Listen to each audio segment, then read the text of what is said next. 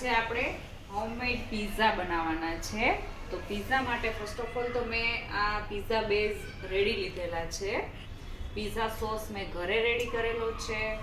બ્રોકોલીને blanch કરી લીધી છે અને બટર છે homemade, chilli flakes, oregano, cheese, મોઝરેલા cheese and 3 કલરના બેલ પેપર્સ.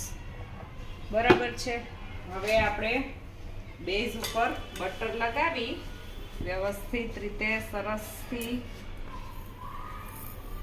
અને આપણે એને શેકવા મૂકી દઈશું. હું જનરલી પિઝા છે ને નોનસ્ટિકમાં જ બનાવું છું, કારણ કે અમારા ઘરમાં બધાને પિઝા થોડા ક્રિસ્પી એવા ભાવે છે અને નોનસ્ટિકનો ટેસ્ટ બધાને ગમે છે. એટલે એટલા માટે થઈને અમારા ઘરમાં પિઝા નોનસ્ટિકમાં જ બને છે. બરાબર. આ પિઝા બેઝને મેં રેડી કરવા માટે 8 થી 10 નંગ ટમેટા લીધા છે. એમાં 1.5 ઇંચ અદરકનો ટુકડો નાખેલો છે અને 6 થી 7 લસણની કળીઓ એડ કરેલી છે. પછી એમાં થોડું અમથું તેલ મૂકી અને પછી મેં એને ઉકળવા માટે રાખેલું છે અને 10 થી 15 મિનિટ સ્લો ફ્લેમ ઉપર ઉકળવા દીધું છે. પછી એમાં મેં ચીલી ફ્લેક્સ, ઓરેગાનો, લાલ મરચું પાવડર, નમક અને લાસ્ટમાં મેં એમાં ટોમેટો કેચઅપ થોડો એડ કરેલો છે. અને પછી આવી રીતના જો આ પિઝા સોસ તમારો 8 થી 10 દિવસ સુધી તમે સ્ટોર કરી શકો છો ફ્રીઝમાં.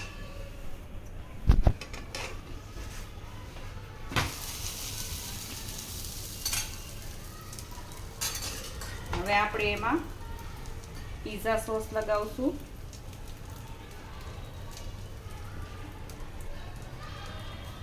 અમારા ઘરમાં બધાને થોડો પિઝા સોસનો ટેસ્ટ વધારે ભાવે છે, એટલા માટે થઈને હું એ વધારે એડ કરું છું.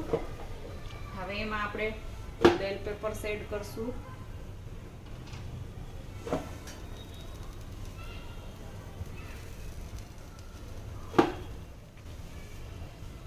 બ્રોકોલી એડ કરશું એન્ડ ક્રિયાબેનનો ફેવરિટ મોઝરેલા ચીઝ એડ કરશું આપણે.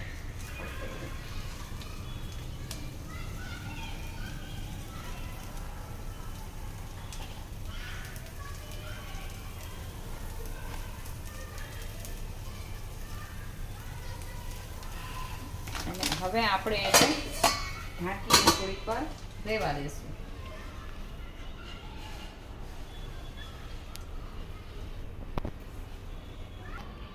ફ્રેન્ડ્સ, આપણો પિઝા બનીને રેડી થઈ ગયો છે. હવે આપણે એને કટ કરી લઈશું.